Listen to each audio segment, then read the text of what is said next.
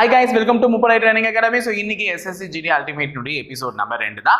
So episode number 2ல நம்ம என்ன பார்க்க போறோம்னு பார்த்தீங்கன்னா யாருக்குமே வராத இங்கிலீஷ் அப்படின்ற ஒரு டாபிக் தான். ஸோ SSC GD Ultimateல வந்து எல்லாருமே இங்கிலீஷ் அப்படின்னா கொஞ்சம் வரி பண்ணிக்கிறீங்க. என்னன்னா ஐயோ இங்கிலீஷ்லாம் நம்ம படிக்கணுமா, இங்கிலீஷ் எப்படி சார் எனக்கு வராதே, இங்கிலீஷ் என்ன பாகற்காயா கசப்பா இருக்கிறதுக்கு, இங்கிலீஷ் வந்து மேக்ஸ் மாதிரி நீங்க கசப்பா நினைச்சு பழகிட்டதுனால உங்களுக்கு கஷ்டமா இருக்கும். ஆனா முப்படை பயிற்சி மையத்தை ஃபாலோ பண்ணும்போது எப்படி உங்களுக்கு மேக்ஸும் ஈஸியா மாறுச்சோ அதே மாதிரி தான் இங்கிலீஷும் ஈஸியா மாற்றுவோம். ஓகேவா?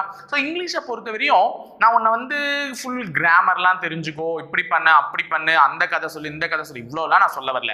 இங்கிலீஷை பொறுத்தவரையும் பேசிக்காக சில விஷயங்களை நம்ம தெரிஞ்சுக்கிட்டா அதை வச்சு ஈஸியாக வந்து கிராக் பண்ணிட்டு வரலாம் எக்ஸாம்ஸ். அதை பற்றி மட்டும் தான் நம்ம பார்க்க போகிறோம். ஸோ இங்கிலீஷில் மொத்தமாக உனக்கு 20 கொஸ்டின்ஸ் கேட்குறாங்கன்னா ரிப்பீட்டடாக ப்ரீவியஸ் இயர் கொஸ்டின்ஸ் அப்புறம் நீ அனலைஸ் பண்ணி பார்த்தீங்கன்னா ரிப்பீட்டடாக வந்து error, spot the error. So எரரை வந்து ஸ்பாட் பண்ணுறதுக்கு உனக்கு ஃபர்ஸ்ட் நவுன்னா என்ன, வேர்ப்னா என்ன, அட்ஜெக்டிவ் எங்கே யூஸ் ஆகும், அட்வர்ப் எங்கே யூஸ் ஆகும், ஒரு ப்ரிப்போசிஷனா என்ன, எந்த விஷயங்கள்லாம் தெரிஞ்சிருக்க வேண்டிய வாய்ப்புகள் இருக்கு. சோ அந்த ஸ்பாட்டிங் த எரர் வந்து நீங்க வந்து ஒரு சில விஷயங்கள் கத்துக்கணும். இப்படினா இப்படிதான் இருக்க போகுது, இதுனா இப்படிதான் இருக்கும் அப்படின்ற ஒரு சில விஷயங்கள் தெரிஞ்சுக்கிட்டீங்கன்னா நாளை பின்ன அது பார்க்கும்போது உனக்கு ஒரு ஐடியாவாவது உனக்கு கிடைக்கும். ஸோ ப்ரீவியஸ் இயர் கொஸ்டின் அப்புறம் அனலைஸ் பண்ணி அதுல இருந்து சில விஷயங்களை தெரிஞ்சுக்கிட்டு போறது மூலமாகவும் அதே மாதிரி சில விஷயங்கள் எல்லாம் வந்து இதுதான் டிட்டோ, இந்த டாபிக்னா கண்டிப்பா படிச்சுதான் ஆகணும் அப்படின்ற மாதிரி சில விஷயங்கள்லாம் தெரிஞ்சுட்டு போயிட்டாலும் நமக்கு ஹெல்ப்ஃபுல்லா இருக்கும் இங்கிலீஷ் செக்ஷனை அட்டென்ட் பண்றதுல. அது மட்டும் இல்லாம இங்கிலீஷ்ல என்ன, அதாவது ரிப்பீட்டேட்டிவா நீ பார்க்கக்கூடிய சில கான்செப்ட்ஸை பார்த்துட்டு வரும்போது நமக்கு என்ன ஆகும்னு பார்த்தீங்கன்னா ஆட்டோமேட்டிக்காக அது டிஃபால்ட்டாக நம்ம மைண்டில் ஸ்டோர் ஆகிடும். ஸோ நாலு பின்ன அந்த மாதிரியான ஒரு கொஸ்டின்ஸ் வரும். ஒரு 10 கேள்வி பார்த்து நம்ம அட்டென்ட் பண்ணால் கூட 10 × 2 20 மார்க் நமக்கு லாபமாக தான் அமையுமே தவிர எந்த வகையிலையும் அது நமக்கு நஷ்டத்தில் போய் முடியாது. ஸோ அதை மைண்டில் கிளாரிட்டியாக பொருத்தி வச்சுக்கிட்டு இந்த செஷனை கவனிங்க. ஸோ 25 கொஸ்டின்ஸ் இருக்குது. இந்த 25 கொஸ்டின்ஸில் நான் சொல்லக்கூடிய கான்செப்ட்ஸ் காது கொடுத்து கொஞ்சம் லிசன் பண்ணுங்க. மேபி அது உனக்கு நாளைக்கு எக்ஸாமில் கொஞ்சம் யூஸ்ஃபுல்லாகவும் இருக்கலாம். ஸோ வாங்க டைம் வேஸ்ட் பண்ணாமல் நம்ம செஷனுக்குள்ளே போயிடலாம். ஸோ இங்கிலீஷில் ஃபர்ஸ்ட் கொஸ்டினே என்ன கேட்டிருக்காங்கன்னா ஒரு டேஷ் கொடுத்துட்டு select the most appropriate word to fill in the blank. இந்த பிளாங்கை ஃபில் பண்ணுறதுக்கான தேவையான வார்த்தை என்ன அப்படின்ற மாதிரி தான் கேட்குறாங்க. ஸோ இந்த இடத்துல நமக்கு கொடுத்துருக்கிற இந்த வார்த்தைகள் எல்லாம் கவனிக்கும் போது இது வந்து ஒரு ப்ரிப்போசிஷன் வேர்ட்ஸ். ஓகேவா? ப்ரிப்போசிஷன். ஸோ ப்ரிப்போசிஷன்னா என்ன? ப்ரீ அப்படின்னாலே முன்னாடி நம்ம நார்மலாக யூஸ் பண்ணுறது தான். ஃபோனில் வந்து prepaid card, post paid card அப்படின்றாங்க. பேசி முடிச்சதுக்கு அப்புறமா காசை கட்டினா அது போஸ்ட் பெய்ட், பேசுறதுக்கு முன்னாடியே காசை கட்டினா அது ப்ரீபெய்ட். அப்போ நம்ம எல்லாருமே ஜென்ரலா ப்ரீபெய்ட் கார்டு தான் யூஸ் பண்ணுவோம். அப்போ நம்ம இப்போ வந்து நான் வந்து ஒரு ஜியோ சிம் வாங்கிட்டேன்னா காசை கட்டி 799 ரூபாய்க்கு ரீசார்ஜ் பண்ணாதான் என்னால் அடுத்து வர 3 மாசத்துக்கு பேச முடியும் அப்படின்ற போது அது ப்ரீபெய்ட். முன்கூட்டியே நீ பேச வேண்டிய, முன்கூட்டியே பே பண்ண வேண்டியது. அந்த மாதிரி தான் இது ப்ரீ பொசிஷன். ஒரு பொசிஷனுக்கு முன்னாடி ப்ரீ பொசிஷன். அப்போ ஏதோ ஒரு வேர்டு, அந்த வேர்டுக்கு முன்னாடி நீ ஃபில் பண்ணக்கூடிய வேர்ட். பொசிஷனுக்கு முன்னாடி ப்ரீ பொசிஷன். அப்ப இந்த இடத்துல என்ன வேர்ட் வரும்னு கேக்குறாங்க. ஓகேவா? சோ ஜெனரலா ப்ரிபோசிஷன்ஸ் பாத்தீங்கன்னு வெச்சுக்கோங்க. ஜெனரலாவே நம்ம ப்ரிபோசிஷன்ஸ் பாத்தீங்கன்னா ஸ்டெயின்லெஸ் ஸ்டீல், இது முதல்ல क्वेश्चन படிச்சிடுறேன். Stainless steel pans are usually provided dash copper bottoms. Stainless ஸ்டீல்னு பார்த்துருப்பீங்க, அதாவது துருப்பிடிக்காத ஸ்டீல்னு சொல்லுவாங்க. பேன்லாம் யூஸ் பண்ணுவோம்ல, தவா பேன்னா என்ன, தவா. இந்த வார்த்தைலாம் கண்டிப்பா கேள்விப்பட்டிருப்பேன், பேன் யூஸ் பண்றதெல்லாம். அப்ப stainless steel pans are usually provided dash copper bottoms. அப்போ அந்த ஸ்டீல் பேனுக்கு கீழே கறி பிடிக்காம துரு பிடிக்காம இருக்கணும்னு என்ன பண்ணுவாங்க, காப்பர் செம்பு பாட்டம் தான் அடியில் வைப்பாங்க அந்த பேனுக்கு கீழே. அப்ப அது எதை வச்சு வரும், ப்ரொவைடட் டேஷ் அப்படின்னு கேட்டிருக்காங்க. யூசுவலா இந்த ப்ரொவைடட் அப்படின்ற ஒரு வார்த்தை வந்துச்சுனாலே அந்த ப்ரொவைடட் கூட சில வார்த்தைகள் தான் ஜோடி சேரும். நல்லா ஞாபகம் வச்சுக்கோங்க. இன்னாருக்கு இன்னார்னு எழுதி வைக்கப்பட்ட இந்த உலகத்துல இந்த மாதிரி சில இங்கிலீஷ் வேர்ட்ஸ்க்கும் கூட சேர்ற வார்த்தைகள் ஒரு சில வார்த்தைகள் தான். அப்ப ப்ரொவைடட் ஆல்வேஸ் டேக்ஸ் என்னென்ன வார்த்தைகள் கூட சேர்த்துக்கோன்றதை தெரிஞ்சுக்கும். ப்ரொவைடட் கூட சேர்றதுக்கு 3 வார்த்தைக்கு தான் தகுதி இருக்கு. அது என்னென்னு பாத்தீங்கன்னா ஒன்னு ஃபார், இன்னொன்னு டு, இன்னொன்னு வித். இந்த 3 வார்த்தைகள் தான் ப்ரொவைடட் கூட சேரும். அதாவது provided for, provided to, provided with அப்படின்னுட்டு. ஓகேவா? சோ இந்த வித்ன்றது வந்து யார் கூட சேரும், டூன்றது யார் கூட சேரும், ஃபார்ன்றது யார் கூட சேரும். சோ இந்த டூ வந்து பாத்தீங்கன்னா someone-னா யாரோ ஒரு உயிருள்ள பொருட்களுக்கு சொன்னாதான் provided to the girl, provided to the boy அப்படின்வாங்க. அதாவது the spoon is provided to the girl, the spoon is provided to the boy. அப்ப அந்த boyன்றது ஒரு உயிருள்ள பொருள், girlன்றது ஒரு உயிருள்ள பொருள். அப்ப அவங்களுக்குலாம் உயிருள்ள பொருளுக்கு, அதாவது உயிருள்ள யாரோ ஒரு பர்சனுக்கு கொடுக்கும் பொழுது அங்க என்னன்னு சேர்த்துவாங்க, to சேர்த்துவாங்க. அப்ப provided to, provided with something. ஆக்சுவலா சம்திங் நல்லா ஞாபகம் வச்சுங்க. someoneனா உயிர் உள்ளவங்க, சில யாரோ ஒருவர். somethingனா ஏதோ ஒண்ணு அப்படின்ற மாதிரி அர்த்தம். அப்ப something அப்படின்னா அங்க ஏதோ ஒண்ணு இருக்கு. அப்ப உயிரற்ற பொருட்களுக்கு எது சேர்ப்பாங்க? provided with. இந்த for வந்து சில நேரத்துல someone கூடயும் சேர்க்கலாம், இல்லனா something கூடயும் சேர்க்கலாம். உயிருள்ள பொருட்களையும் சேர்க்கலாம், இல்ல உயிரற்ற பொருட்களையுமே சேர்க்கலாம். அப்போ இந்த இடத்துல நம்ம பார்த்தோமே தெரிஞ்சிச்சு, நம்ம கிட்ட அந்த ப்ரொவைடட் கூட இருக்கக்கூடிய ஒரே ஒரு ஜோடி வார்த்தை வித்து மட்டும்தான். சோ ஆன்சர் வந்து வித்து தான். அப்ப காப்பர் பாட்டம்ன்றது ஒரு செம்பு பாட்டம் கொடுக்குறாங்கன்னுட்டு. அப்ப ஆக்சுவலா அந்த செம்பு பாட்டம்ன்றது ஒரு உயிரற்றது தான். அப்ப ப்ரொவைடட் வித் காப்பர் பாட்டம், அதுதான் ஈஸியா இருக்கு சொல்றதுக்கும். ப்ரொவைடட் டு அப்படின்னா உயிருள்ள ஒரு பொருட்களுக்கு, ப்ரொவைடட் ஃபார் த ட்ரஸ்ட், அந்த ட்ரஸ்ட்டுக்காக நான் ப்ரொவைட் பண்ணேன் அப்படின்ற மாதிரி மீனிங் வரும். சோ அதனால அந்த இடத்துக்கு எந்த வார்த்தை சூட்டபிளா இருக்கோ அதை தான் மார்க் பண்ணணும். சோ இந்த ஃபர்ஸ்ட் क्वेश्चन உடைய ஆன்சர் என்ன? வித் தான். ஓகேவா? சோ ரெண்டாவது சினானிம் கேட்பாங்க. சினானிம் அப்படின்னா அந்த தமிழ்ல சொல்லுவீங்கல்ல அதே வார்த்தை, இணையான வார்த்தை, எதிர்ச்சொல் அப்படின்னுட்டு, அது வந்து சேம் மீனிங் தர்றது தான் சினானிம். பேர்லயே இருக்கு. ஓகேவா? சேம் மீனிங் தர்றது தான் சினானிம். எஸ்னா சேம் மீனிங், அப்ப சினானிம்னா சேம் மீனிங், அதே மீனிங் தரணும். அப்ப அந்த வார்த்தை பொருள் மாறாமல் அதே மாதிரி ஒரு மீனிங் தரணும். சோ இங்க என்ன கொடுத்திருக்காங்கன்னா ஜஸ்டிஸ். ஜஸ்டிஸ்னா என்னமா? நீதி. நிறைய பேர் கேள்விப்பட்டதான். ஜஸ்டிஸ்னா என்ன? நீதி. சோ இங்க பாருங்க, ஏ ஆப்ஷன் நமக்கு ஈக்குவாலிட்டி வச்சிருக்காங்க. உடனே அப்பா நீதினா எல்லாருக்குமே ஈக்குவலா கிடைக்கணும்ப்பா, அப்ப அதான் ஆன்சரா இருக்கும்னு மார்க் பண்ணனா அது தவறு. எப்பவுமே ஒரு ஏ ஆப்ஷன்ல உன் மனசை சாட்டிஸ்ஃபை பண்ற மாதிரி ஒரு பதில் இருக்குன்னா அது எப்பவுமே தவறாதான் இருக்கும். சோ ஜஸ்டிஸ்னா நீதி தான். ஆனா ஈக்குவாலிட்டினா என்னன்னு பாத்தீங்கன்னா சம உரிமை. எல்லாருமே ஈக்குவலா பாருங்கப்பா, ஆண் என்ன பெண் என்ன, நீ என்ன நான் என்ன அப்படின்ற மாதிரி ஈக்குவாலிட்டினா சம உரிமை. அப்ப அது வந்து நீதியை வந்து கரெக்டா பொருள்படுத்துதானா? இல்ல. சோ லிபர்ட்டினா என்னன்னா சுதந்திரம், உனக்கு கொடுத்த சுதந்திரம், லிபர்ட்டி. இந்த வார்த்தைக்கான அர்த்தம்லாம் தயவு செஞ்சு எழுதி வச்சுக்கோங்க, நாளை பின்ன இதுவே கூட வர்றதுக்கு வாய்ப்புகள் இருக்கு. லிபர்ட்டினா சுதந்திரம். ஃப்ராட்டர்னிட்டினா சகோதரத்துவம். என்னது? சகோதரத்துவம். சோ இதெல்லாமே அந்த சேம் மீனிங்கை ரிப்ளிகேட் பண்ணுதானா? கிடையாது. ஃபேர்னஸ், ரொம்ப இந்த கேமை ஃபேரா விளையாடுறீங்கப்பா. ஃபேர்னா நீதி, ஓகேவா? நேர்மை. நீதின்னு சொல்றதை விட நேர்மை, அதான் சரியான மீனிங். நீதி கூட கிடையாது, நேர்மை. அப்ப நீதி நேர்மை ரெண்டுமே சரியா பொருள் தருதா? அப்ப ஜஸ்டிஸ் சரியா பொருள்படுத்துற மாதிரி உள்ள ஒரு சினானிம் எதுனா ஃபேர்னஸ். சோ இந்த கேமை நீங்க ரொம்ப ஃபேரா விளையாடுறீங்க. கண்டிப்பா இதை எல்லாருமே பிக் பாஸ்லாம் பார்த்துருந்தா கண்டிப்பா கேட்பீங்க, ஃபேர்னஸ், ஃபேரா விளையாடுறீங்க, ரொம்ப ஃபேரா விளையாடுறீங்க அப்படின்ற மாதிரி வார்த்தைகள்லாம். சோ மூணாவது क्वेश्चन. Okay, error.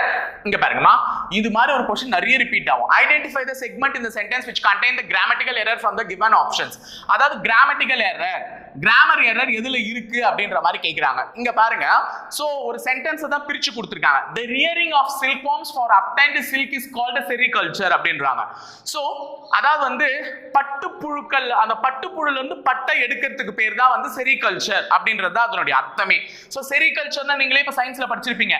செரிகல்ச்சர்னா என்ன? பட்டுப்புழுகள்ல இருந்து பட்டுவை உற்பத்தி பண்றது. சோ அதே சென்டென்ஸ்ல தான் இந்த ஃபார் obtained அத கொடுத்திருக்காங்க. silk is அது பி ஆப்ஷனா கொடுத்திருக்காங்க. called sericulture C option. the rearing அப்படின்றது டி ஆப்ஷன். இதுல எதுல வந்து கிராமர் எரர் இருக்குன்னு கேட்டிருக்காங்க. கிராமர் எரர்ன்றது நீ கண்டுபிடிக்கிறதுல தான் இருக்கு. இதுக்கு நீ நிறைய கிராமர் ரூல்ஸ் கத்துக்கிட்டா மட்டும் தான் கிராமர் எரர் வந்து உன்னால எளிமையா கண்டுபிடிக்க முடியும்.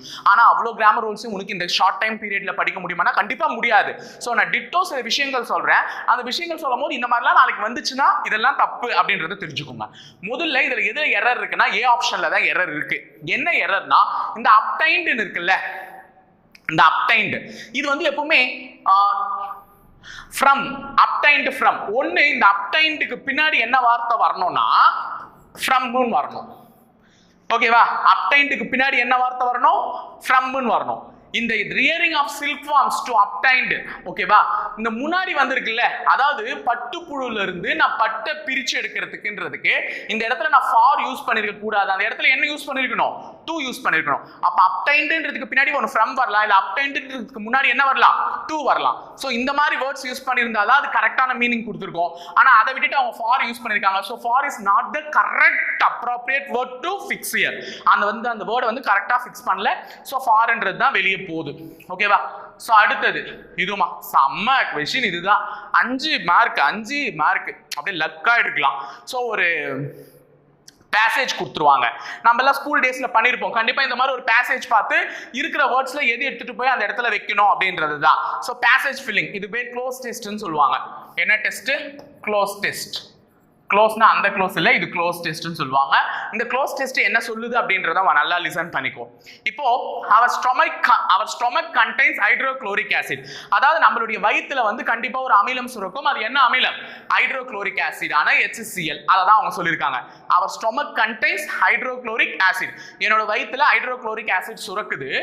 It dash us to digest food. நல்லா ஞாபகம் வச்சுக்கோங்க. அது நமக்கு சாப்பாட்டை என்ன பண்ண உதவுது. நானே சொல்லிட்டேன். அது நமக்கு சாப்பாட்டுக்கு எதுக்கு உதவுது? நம்ம உடம்புல சுரக்கிற அந்த ஆசிட், அந்த வயிற்றுல சுரக்கக்கூடிய அந்த ஆசிட் தான் நம்ம சாப்பிடுற சாப்பாட்டை செரிக்க உதவுது. அப்போ இந்த இடத்துல 4 வார்த்தை கொடுத்திருக்காங்க. பெனிஃபிட்ஸ், ஹெல்ப்ஸ், கியூர்ஸ், யூட்டிலைசர்ஸ் அப்படின்னுட்டு. பெனிஃபிட்ஸ்னா பயன்கள். அது நமக்கு ஃபுட்டை டைஜஸ்ட் பண்ண பயன்கள் இல்லை. அது பயன் இல்லை. அதுக்கு எக்ஸாக்டா என்ன அர்த்தம்? It helps. இந்த இடத்துல எந்த டேஷ போடலாம்? It helps as. அது வந்து நமக்கு அந்த ஆசிட் நமக்கு என்ன பண்ணுதா? Helps us to digest food. ஃபுட்டை வந்து செரிக்கிறதுக்கு அது நமக்கு உதவுது.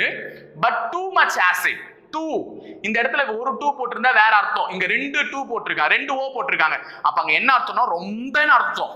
பட் too much acid, ரொம்ப ஆசிட் நமக்கு என்ன பண்ணும்னா dash the stomach causes indigestion அப்படின்றாங்க. அதாவது but too much acid dash the stomach. too much acid dash the stomach. இந்த இடத்துல 4 வார்த்தை இருக்கு. இந்த 4 வார்த்தையில எதை போட்டா சரியா இருக்கும்னா but too much acid at the stomach னு போடலாமான்னா போட முடியாது. ஏன்னா அட்டுனா அருகில், வயிற்றுக்கு அருகில் அப்படின்ற மாதிரி ஆயிடும். அருகில், அட்டுனா என்ன அர்த்தம்? அருகில்ன்ற மாதிரி ஆயிடும். அப்போ வயிற்றுக்கு அருகிலேயா இருக்கு ஆசிட்? வயிற்றுக்குள்ளேயே இருக்கு. அப்போ too much acid in the stomach. படிச்சு பாருங்கம்மா, படிச்சு பார்த்தாலே நமக்கு ஈஸியா கிடைச்சிடும். too much acid in the stomach. இன்னு தான் சரியா. அதாவது வயிற்றுக்குள்ள. இன்னுனா என்ன? உள்ளே. அப்ப வயிற்றுக்குள்ள too much acid இருக்கிறதுனால fromனா அங்க இருந்து அப்படின்னு அர்த்தம். ஆஃப்னா அதன் அருகே, அதில் அப்படின்ற மாதிரி அர்த்தம் ஆயிடும். சோ கரெக்டான வார்த்தை எதுதான்? இன். அப்போ வயிற்றுல ரொம்ப ஆசிட் இருக்கிறதுனால தான் உனக்கு என்ன ஆகுதா? இன்டைஜஷன், அதாவது செரிக்க முடியாமல் போறது வருது. அடுத்த क्वेश्चन 4 வார்த்தை கொடுத்திருக்காங்க. அடுத்து பாருங்க. The indigestion is painful. Dash indigestion is painful அப்படின்னு கேக்குறாங்க. whenever, எப்பெல்லாம் indigestion அதெல்லாம் painful ஆனா கிடையாது.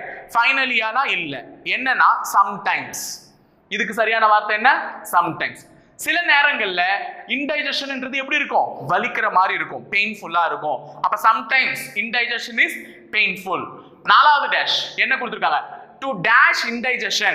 to dash அப்ப இங்க கொடுத்திருக்காங்க to dash அப்படி indigestion. அதாவது to soften, அதாவது மிருதுவாக்கணுமா? இன்டைஜஷனை போய் மிருதுவாக்க முடியுமா? சாஃப்ட்னா என்ன? மிருதுவாக்குறது கிடையாது. to better. இன்டைஜஷனே ஒரு கோளாறு, அதுல என்ன பெட்டர்? அப்ப அதுவும் வராது. to relieve. அப்போ ஒரு நமக்கு ஒரு மெடிக்கலா ஒரு ப்ராப்ளம்னா அங்க என்ன டேர்ம் தான் யூஸ் பண்ணுவோம்? to relieve. இன்டைஜஷன்ல இருந்து நீ வெளியே வரணும்னா to relieve indigestion. அப்ப 4வது டேஷ்க்கு எது வரும்? ரிலீவ்ன்ற இந்த வார்த்தை தான் வரும். so to relieve indigestion we take dash antacids such as milk of magnesia.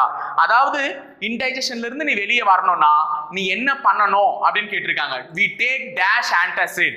we take, இங்க வந்து ஆர்டிகல் கொடுத்திருக்காங்கமா. இது 4வது டேஷ் வந்து ஆர்டிகல் டேஷ். ஆர்டிகல். ஓகேவா? சோ அந்த டேஷுக்கு முன்னாடி என்ன வார்த்தை இருந்தது? antacid. antacid இருக்கு. சோ இந்த இடத்துல பாரு ஏ, இந்த மாதிரி ஒரு மீனிங் வந்துச்சுனாலே இந்த இடத்துல ஆர்டிகல் என்ன ஆர்டிகல் யூஸ் பண்ணோம்னா am தான். ஏனா டேஷுக்கு பக்கத்துல ஏ, இ, ஐ, ஓ, யூ இந்த மாதிரி வவ்வல் சவுண்ட் வருதுனாலே, ஓகேவா, இந்த மாதிரி வவ்வல் சவுண்ட் வருதுனாலே அங்க என்ன வார்த்தை தான் யூஸ் பண்ணணும்? ஆன்ன்ற வார்த்தை தான் யூஸ் பண்ணணும். அதை தவிர்த்து வேற ஆர்டிகல்ஸே நம்மளால யூஸ் பண்ண முடியாது. இதெல்லாம் ஸ்கூல் டேஸ்லயே கொடுத்துருப்பாங்க. ஸோ வவ்வல் சவுண்ட் வருது டேஷுக்கு பக்கத்துலனாலே அங்க என்ன தான் யூஸ் பண்ணணும்? ஆன். ஓகேவா? ஸோ முடிஞ்சிருச்சு. இது ஒரு question easy. Next 9th question. Some regions of our country still remain to the average man. Dash to the average man. அதாவது இந்தியாவே வச்சுக்கோங்க, நம்ம நாடுனா இந்தியா. இந்தியாவில் இருக்கக்கூடிய சில ரீஜன்ஸ் வந்து இன்னுமே சாதாரண மனிதர்களால என்ன பண்ண முடியல அப்படின்றது தான் கேள்வி. இந்த இடத்துல என்ன வரும்ன்றது தான் கேள்வி. Some regions of our country still remain. நம்ம நாட்டில் இருக்கக்கூடிய சில ரீஜன்ஸ் வந்து இன்னமும் ஆவரேஜ் மேனால போக முடியல அப்படின்ற மாதிரி தான் அர்த்தம். ஸோ எக்ஸ்ப்ளோர்டுனா ஆராய்தல். ஆராய்தல் நார்மலான மனுஷன் போய் ஏன் ஆராய போறான்? அவனுக்கே 1008 கஷ்டம், அவன் போய் ஏன் அதை ஆராய போறான்? அப்ப இந்த இடத்துக்கு ஆராய்தல் வருமானா வராது. அக்சசியபிள் அணுக முடியாது, அணுகக்கூடியது. நான் போய் ஏன்பா சில ரீஜனை போய் அணுக போறேன்? கண்டிப்பா கிடையாது. அப்ப அதுவும் கிடையாது. அப்ப என்ன வார்த்தைனா சி, இன்அக்சசியபிள் அணுக முடியவில்லை. சில ரீஜியன்ஸ்க்கு போய் நம்ம நாட்டில தான் இருக்காது, ஆனாலும் சில சாதாரண மனிதர்களால அந்த ரீஜியன்ஸ் கிட்ட என்ன பண்ண முடியல, அக்சஸ் பண்ண முடியல, இன்அக்சசியபிள். அதனால அதுக்கு சரியான ஆப்ஷன் என்ன, இன்அக்சசியபிள். ஓகேவா? சோ இதெல்லாம் மனப்பாடம் பண்ண வேண்டியதுதான். இந்த மாதிரி ஒரு கொஸ்டின் கேட்பாங்கம்மா. இங்கிலீஷ்ல நிறைய வேர்ட்ஸை பார்த்து பழக்கப்பட்டாதான் இந்த கொஸ்டினுக்கு ஈஸியா மார்க் பண்ண முடியும். ராங்லி ஸ்பெல்ட் வேர்ட், எந்த வார்த்தையை வந்து ராங்கா ஸ்பெல் பண்ணிருக்காங்க. அதாவது வந்து கொஸ்டின் பாத்தீங்கன்னா 4 வார்த்தை கொடுத்துருப்பாங்க, அதுல ஒண்ணு வந்து தப்பு. இதுல எதுன்னு பாத்தீங்கன்னா பொசிஷன் ரைட்டா இருக்கு, பெர்மனன்ட் ரைட்டா இருக்கு, பர்சனல் ரைட்டா இருக்கு. எது தப்புனா பர்டிகுலர். சோ பர்டிகுலரோட ஸ்பெல்லிங் என்னன்னா PARTICULAR. சோ இந்த இடத்துல ஏ வந்திருக்கணும், ஆனா அங்க என்ன கொடுத்திருக்காங்க, ஈ கொடுத்திருக்காங்க, பர்டிகுலர் அப்படின்னு கொடுத்திருக்காங்க. சோ இதுதான் தப்பு. சோ பர்டிகுலர்ன்றது இதுதான். சோ இது நிறைய இங்கிலீஷ் வேர்ட்ஸ் பார்க்கறது மூலமா கண்டிப்பா உனக்கு வரும். நெக்ஸ்ட் இது ஒரு முக்கியமான क्वेश्चन 11வது. சில படிப்புகளை பத்தி தெரிஞ்சுக்கோங்க, அந்த படிப்புகளை வச்சு கேள்வி கேட்பாங்க. The science of the causes and effects of diseases. அதாவது வந்து நோய், டிசீசஸ்னாலே நோய். அப்ப அந்த நோய்க்கான காரணம் மற்றும் விளைவுகளை பற்றி படிக்கக்கூடிய படிப்புக்கு பேர் என்ன? The science of the causes and effects of diseases. அதாவது வந்து நோயை பத்தி படிக்கக்கூடிய படிப்புகளுக்கு பெயர் என்னன்னு கேக்குறாங்க. சோ கார்டியாலஜி அப்படின்னா இதயம் சம்பந்தம். நமக்கெல்லாம் போயிருப்போம், நிறைய பேர் பார்த்திருப்பீங்க கார்டியாக் அரெஸ்ட் அப்படின்னு சொல்லுவாங்க. அதாவது வந்து ஹார்ட் அட்டாக் என்னன்னு சொல்லுவாங்க கரெக்டா, கார்டியாக் அரெஸ்ட். அப்போ இதயத்துல வந்து பிளாக் இருக்கு, கார்டியாக் அரெஸ்ட். அப்ப இதயம் சம்பந்தப்பட்டதை படிச்சா அது கார்டியாலஜி. அப்ப இந்த கேள்விக்கு இது ஆன்சர் ஆனா கிடையாது. இது நோய், ஜெனரலா எந்த நோய்னாலும் சொல்லியிருக்காங்க. இது வந்து இதயத்தை பத்தி மட்டுமே படிக்கிறது. அடுத்தது பிசியாலஜி, இது வந்து உடலியல், உடலை பத்தி படிக்கிறது. பிசியாலஜினா என்ன, உடலியல், உடலை பத்தி படிக்கிறது. ஜுவாலஜி இது விலங்கியல், நமக்கு எல்லாருக்குமே தெரியும், விலங்குகளை பத்தி படிக்கிறது. அப்ப இது மூணுமே ஏதோ ஒன்னத்தை பத்தி படிக்கிறது. ஆனா பேத்தாலஜி இதுக்கு தான் என்ன பேருனா நோயியல். அப்போ உடல்ல ஏற்படக்கூடிய நோயும் நோய்க்கான காரணங்களை பற்றி படிக்கக்கூடிய படிப்புக்கு பேர் என்ன, பேத்தாலஜி.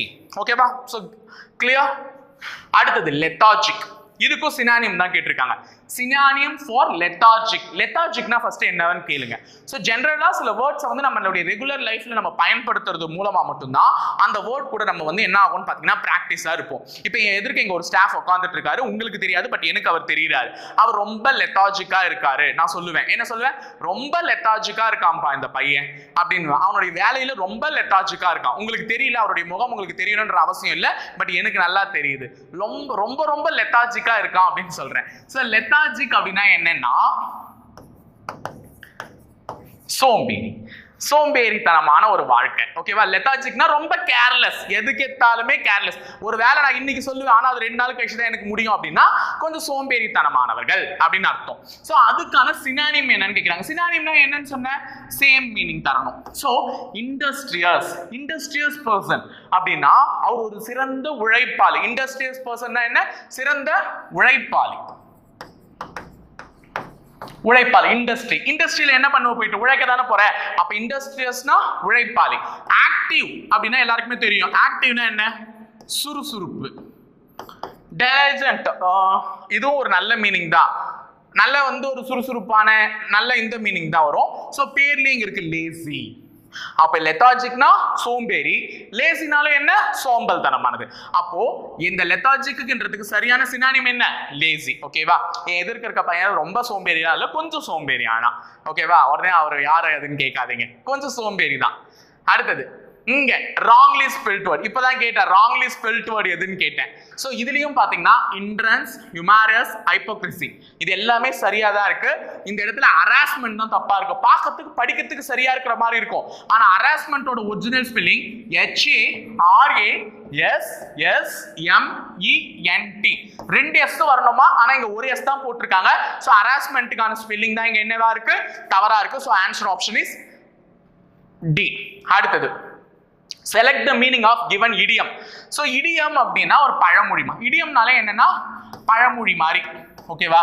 எப்படி நம்ம என்ன சொல்லுவோம், தமிழ்ல எல்லாம் சொல்லுவோம், ஆத்துல ஒரு கால் சேத்துல ஒரு கால் அப்படின்னா என்ன அர்த்தம்னா முடிவெடுக்க முடியாத சூழ்நிலையில இருக்காங்க, இதுவும் வேணும் அதுவும் வேணும், இங்க ஒண்ணு அங்க ஒண்ணு முடிவெடுக்க முடியாத சூழ்நிலையில இருக்கவங்களுக்கு பழமொழி மூலமா உணர்த்தணும்னா அந்த காலத்துல பாட்டிங்களா என்ன சொல்லும், ஆத்துல ஒரு கால் சேத்துல ஒரு கால்னு வச்சுட்டு திக்கி முக்காடி கிடக்கான் அப்படின்ற மாதிரி சொல்லலாம். அந்த மாதிரிதான் இங்கிலீஷ்ல வந்து அது என்னன்னு சொல்லுவாங்கன்னா இடியம்ஸ்னு சொல்லுவாங்க. ஸோ ஒரு வேர்ட் ஒரு சென்டென்ஸ் கொடுத்துருவாங்க, இந்த சென்டென்ஸ் எதை மீன் பண்ணுது அப்படின்னு சொல்லுவாங்க. cast the first stone. cast the first stone அப்படினா என்ன? stone னா என்ன?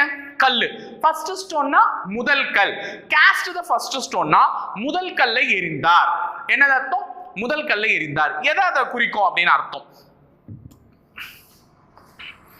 B option. To be the first to find fault.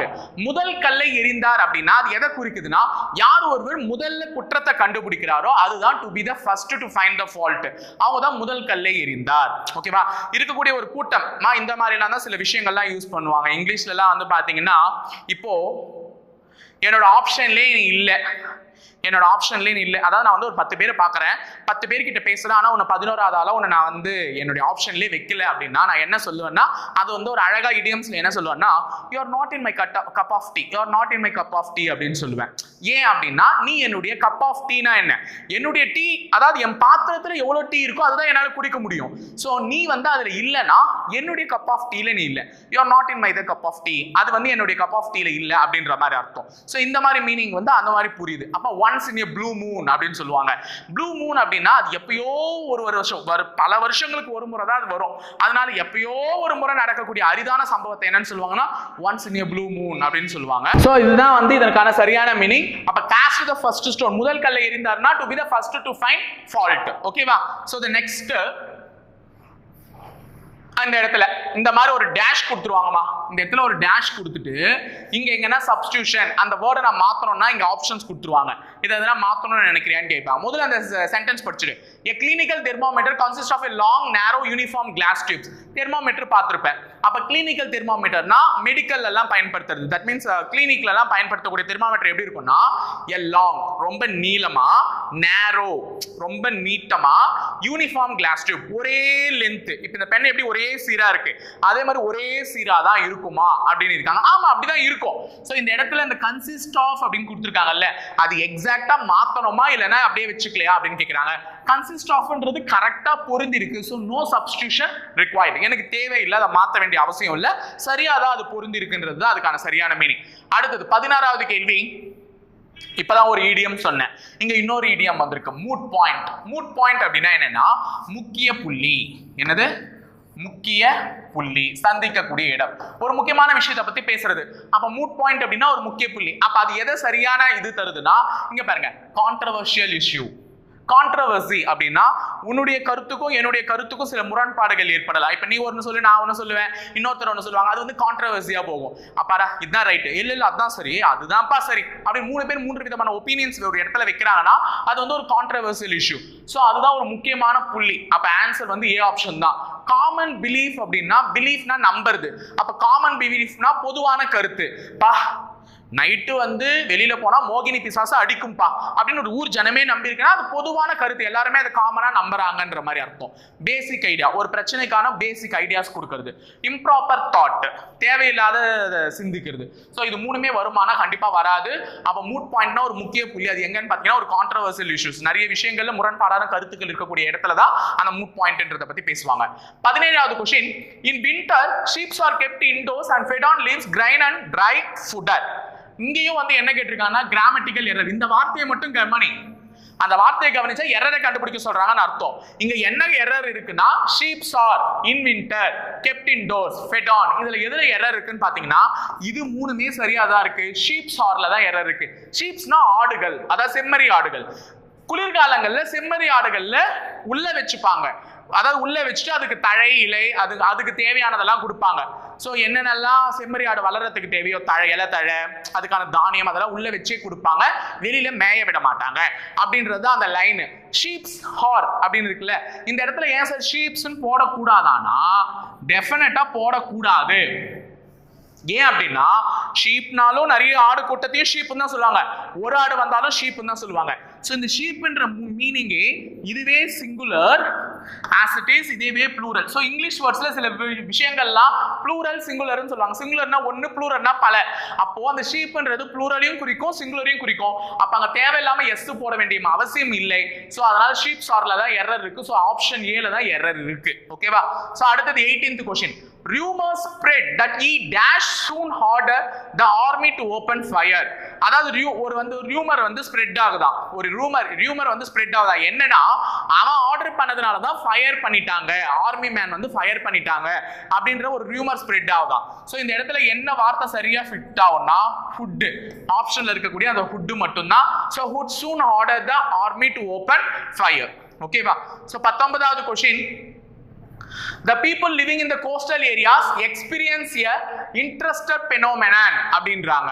So இந்த இடத்துல நல்லா கவனி. நான் இப்பதான் சொன்னேன், இந்த இடத்துல எதனா டேஷ் போட்டிருந்தா அந்த இடத்துல நீங்க டெவலப் பண்ணணுமா இல்லைன்னா அது இருக்கிறதே போதுமான்னு கேட்டேன். இந்த கொஸ்டின்ல ஐ இருக்கா, ஐக்கு முன்னாடி ஏன்னு இருக்கு, ஆர்டிகல் யூஸ் பண்ணிருக்காங்க. ஆர்டிகல்னாலே என்னமா, ஏ அண்ட் த, இது மூணு தான் ஆர்டிகல்ஸ். சோ நான் இப்பதான் சொன்னேன் ஏ இ ஐ ஓ யூ இந்த மாதிரி ஒரு வார்த்தை வருதுன்னா அதுக்கு முன்னாடி எதுதான் வரணும், and தான் வரணும். அப்ப ஏ வரக்கூடாது. அப்ப இந்த இடத்துல an interesting phenomenon இதுதான் சரியான வார்த்தை. சோ டி ஆப்ஷன் இஸ் சரியா போட்டுடலாம். அடுத்தது ஆன்டனிம் கேக்குறாங்க. சினானிம்னா சேம் மீனிங். அப்ப ஆன்டனிம் அப்படின்னா என்னன்னா ஆப்போசிட். என்னது? Opposite meaning. அப்ப எலகண்ட் அப்படின்னா அழகான அர்த்தம். எலகண்ட் பிரின்ஸ் கம்ஸ் ஹியர் அப்படின்னு சொல்லுவாங்க. சோ இப்ப ரீசெண்டா பொன்னியின் செல்வன்லாம் பார்க்கும்போது குந்தவையும் நந்தினியும் சூப்பர் அழகா இருந்தாங்கன்னு சொல்றீங்கல்ல, எலகண்ட் பிரின்சஸ் அப்படின்ற ஒரு வார்த்தை இங்கிலீஷ்ல மென்ஷன் பண்ணிருப்பாங்க. எலகண்ட் அப்படின்னா ரொம்பவும் அழகான திறமை இல்ல, அழகான பிரின்சஸ் அப்படின்னு சொல்லுவாங்க. அப்ப அழகுக்கு எதிர்ச்சொல் எதுனா கிரேஸ்ஃபுல். இங்க பார்த்தோன்னே சொல்லுங்க, கிரேஸ்னாலே என்ன, ரொம்ப அழகான, அதுவும் அழகுதான். அப்ப அது சேம் மீனிங். அப்ப இது வராது. ரிஃபைன்ட் அப்படின்னா ரிஃபைன்ட் ஆயில் கேள்விப்பட்டிருக்கீங்களா, சுத்திகரிக்கப்பட்டது. அப்ப அழகுனா நான் சுத்தம் பண்றதா கிடையாது. அப்ப அதுவும் வராது. அன்டிக்னிஃபைட், கண்ணியம் இல்லாத.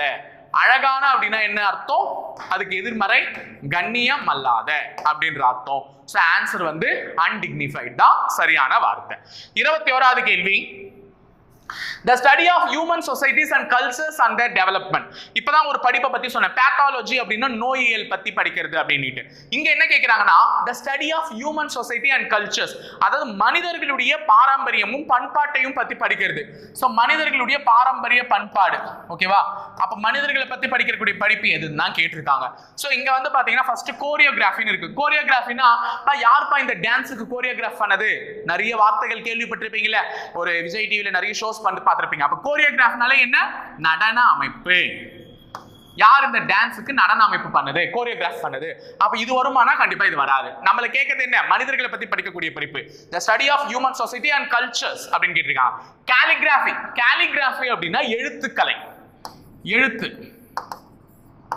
எழுத்துக்கலையை பத்தி படிக்கிறது. அப்ப இதுவும் வராது. பிசியோதெரபி எல்லாருக்குமே தெரியும், உடல்ல எதனா மூட்டுக்கு நகர்ந்துச்சுன்னா அங்கதான் பிசியோதெரபி பண்ணிப்பீங்க. அப்ப உடற்பயிற்சியை பத்தி படிக்கிறது தான் பிசியோதெரபி. அப்ப அதுவும் வராது. அப்ப எதுதான் வரும், டி. ஆந்த்ரோபாலஜி. என்ன பாலஜி? ஆந்த்ரோபாலஜி. அப்ப answer is anthropology. So anthropology தான் என்னன்னு பாத்தீங்கன்னா மானுடவியல். என்னவியல்? மானுடவியல். அடுத்தது கர்சரி. Select the antonym for given word. Cursory. ஓகேவா? அடுத்த क्वेश्चन பாத்தீங்கன்னா select the antonym of the given word. Cursory ன்னு கொடுத்திருக்காங்க. Cursory அப்படினா என்னன்னு பாத்தீங்கன்னா அவசரமான. Cursoryனா என்ன? அவசரமான. அவசரமா செய்யக்கூடிய செயலை தான் என்னன்னு சொல்லுவாங்க, கர்சரின்னு சொல்லுவாங்க. அப்ப இதுக்கு எதுன்னு பாத்தீங்கன்னா டெம்பரவரி. டெம்பரவரினாலும் அவசரமா செஞ்சு டெம்பரவரியா முடிச்சிடுறது. அப்ப இதுவும் வராது, ஆன்டனிம் கேட்டிருக்கிறதுனால. சூப்பர்ஃபிஷியல். சூப்பர்ஃபிஷியல்னாலும் ஒரு மேலோட்டமா ஒரு வேலையை செய்யறது, அதாவது இறங்கிலாம் செய்ய மாட்டாங்க. அப்ப அந்த சூப்பர்ஃபிஷியல்னாலும் ஒரு அவசரமானது தான். கேஷுவல். கேஷுவலா செஞ்சாலும் அது அவசரம், மங்குனித்தனமான வேலை தான். அப்ப த்ரூனா இறங்கி செய்யறது. ஓகேவா? த்ரூனா இறங்கி செய்யறது. அப்ப அவசரமானக்கு எதிர்ப்பதம் எதுதான், இறங்கி செய்யக்கூடிய த்ரூ தான். So answer option is A. அடுத்தது 23rd question. The larva also called as caterpillars eat day and night and increase enormous in size. So இதுல எங்க எரர் இருக்குன்னு கேக்குறாங்க, grammatical error. எனார்மஸ் இன் சைஸா அண்ட் இன்க்ரீஸா ஆல்சோ கால்டா eat day and நைட்டான்னு கேட்குறாங்க. ஸோ முதல்ல அர்த்தம் புரிஞ்சுக்கோ. ஒரு புழு, லார்வான்னா புழு, அது வந்து என்னன்னு சொல்லுவாங்க, வெட்டிக்கிளி அப்படின்னு சொல்லுவாங்க. புழு வந்து அடுத்த ஸ்டேஜ் வெட்டிக்கிளி அழியும். Also called as caterpillars eat day and night. இரவும் பகலுமாக அது சாப்பிட்டு தான் அதனுடைய சைஸ்ல அது வளர்ச்சி அடையுது. இதுதான் அந்த சென்டென்ஸ்னுடைய அர்த்தம். இங்க எங்கடா தப்பு இருக்குன்னா, இன்க்ரீஸ் எனார்மஸ் இந்த ரெண்டு வார்த்தை இருக்குல்ல, இன்க்ரீஸ்னா என்ன, அதிகரிக்கிறது, உடல் எடை அதிகரிக்கிறது. எனார்மஸ்னாலும் மிக பெருசா வருது. சோ இது ரெண்டுமே ஒரே வார்த்தை தான். புரியுதா?